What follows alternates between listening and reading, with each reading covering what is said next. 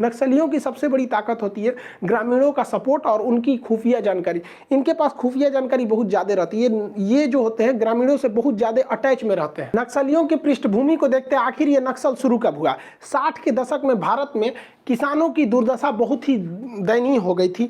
भारत में जो बाल मजदूर हैं, बेरोजगारी की समस्या अपने चरम सीमा पर थी और इसी सब के बीच में जो कॉन्ट्रैक्टर थे वो गरीब मजदूरों पे बहुत ज़्यादा अत्याचार करते थे। इसी सिलसिले में दो प्रमुख कम्युनिस्ट विचारधारा के, कम्युनिस्ट पार्टी के दो प्रमुख नेता थे, कानू सन्याल और चारू मजुमदार। इन लोगों ने 1967 में इस आंदोलन को उग्र रूप दे दिया और जैसे इन लोगों ने उग्र रूप दिया ये बहुत विकराल रूप लेता गया और ये दार्जिलिंग, पश्चिम बंगाल के दार्जिलिंग जिला है, उस दार्जिलिंग जिला में एक गांव है नक्सलबाड़ी, वहां से यह उग्र आंदोलन चालू हुआ था। यह आंदोलन केवल और केवल भ्रष्टाचार के खिलाफ था, भारत में जो असमानता हो रही थी उसके खिलाफ था।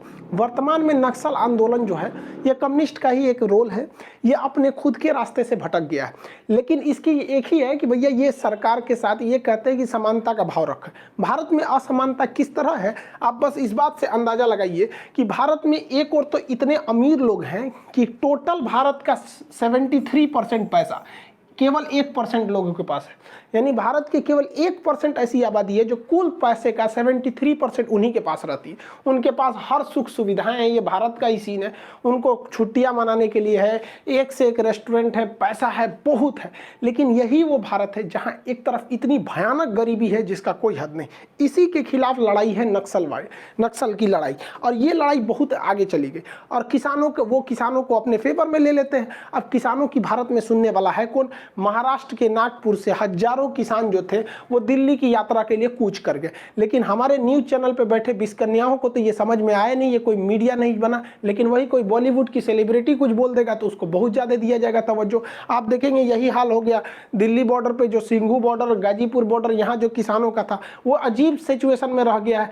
मतलब अब उसे कोई कवरेज ही नहीं दे रहा है, ना ही कोई उसे सीरियस ले रहा है। ये एक समस्या है यहाँ पर। अब नक्सलाइटों को ऐसी ही चीज़ों में एक बहाना मिल जाता है कि देखो भैया सरकार तो तुम्हारा कोई सुन नहीं रहा है, इससे अच्छा तुम हमारे जनता दिन अदालत में आ जाओ, यानी जनता की अदालत में। तो नक्सलाइट लोगों को समझाने में मतलब कामयाब हो जाते हैं ऐसी घटनाओं को देखते हुए। तो ये नक्सलाइटों को जनता के बीच में पकड़ बनाने का एक मौका दे देती है।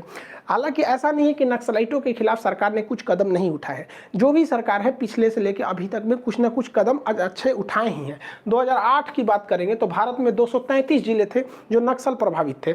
वर्तमान में समय में लगभग 90 जिले हैं जो नक्सल प्रभावित हैं, यानी टोटल 11 राज्य के 90 जिले नक्सल प्रभावित हैं। तो इसमें एक अच्छी बात यह है कि नक्सलाइटों की संख्या घट भी रही है, लेकिन कुछ गलत बात यह है कि कुछ ऐसे भी जिले हैं जहां पहले नक्सल समस्या नहीं थी, अब वहां भी नक्सलों को देखा जा रहा है। इसमें मुख्य रूप से जो जिले राज्य आते हैं पश्चिम बंगाल, झारखंड, बिहार, उड़ीसा, छत्तीसगढ़, ये मुख्य रूप से प्रभावित है। इसके अलावे भी टोटल 11 राज्य हैं यहाँ पर जहाँ जहाँ नक्सली होते हैं उस एरिया को रेड कॉरिडोर के नाम से जाना जाता है। तो ये अब एक अर्बन नक्सल शब्द आया है। वो अर्बन नक्सल का मतलब होता है वैचारिक रूप से, जैसे ये यहाँ पे तो हथियार रूप से ये लोग लड़ाई करने लगते हैं, तो वहाँ वैचारिक एक इन लोग को सपोर्ट मिल जाता है कि सहानुभूति के तौर पे कि मतलब गवर्नमेंट अगर गरीबी नहीं दूर करेगी तो ये भी एक तरह से कहिएगा कि अगर असमानता नहीं रहेगी तो ये बस्तर वगैरह वाले एरिया में बहुत ज़्यादा असमानता है। अब ये नक्सल समस्या कितना खतरनाक है, जब मनमोहन सिंह प्रधानमंत्री थे तो उन्होंने कहा था कि देश के लिए सबसे बड़ी चुनौती नक्सल समस्या है। आप एक आंकड़े को देखिए, हम 10 साल का आंकड़ा लिए हैं 2009 से लेकर 2019 तक।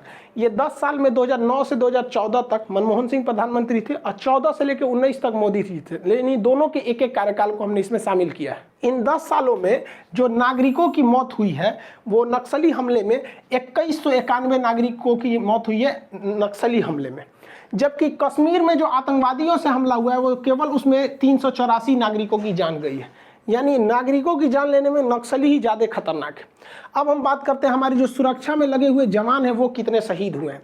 नक्सली हमले में अब तक 1342 जवान शहीद हुए हैं, ये इतना बड़ा आंकड़ा है। जबकि जम्मू कश्मीर में इन 10 सालों में 2009 से 2019 के बीच में इन 10 सालों में 675 जवान शहीद हुए हैं। यानी यहाँ से देखेंगे तो दोगुना नक्सलियों के मुठभेड़ में हमारे जवान शहीद हो रहे हैं। बात करते हैं हमलों की, तो नक्सलियों ने इन 10 सालों के बीच में 2045 हमले किए हैं, जबकि जम्मू कश्मीर में जबकि उसको पाकिस्तान का खुलेआम समर्थन है वहाँ 1850 है। अगर आप देखेंगे तो नक्सली जिसे आप इग्नोर कर रहे हैं, किसी भी तौर पे अगर देखेंगे तो हमारे यहाँ पे टॉप प्रायोरिटी लिस्ट में भी नक्सली समस्या नहीं है। अगर हमले ना हो नक्सली के इतने बड़े बड़े तो लोग भूल जाएंगे भारत में नक्सली समस्या भी है, जबकि आप रियलिटी देखिए जम्मू कश्मीर से ज़्यादा खतरनाक यहाँ पर हो रहा है, लेकिन इसे मीडिया उतना तवज्जो नहीं देती है जो उनको और आगे बढ़ने के लिए हौसले दे देते हैं। ये नक्सली हमला बंगाल चुनाव में कहीं ना कहीं धूमिल पड़ता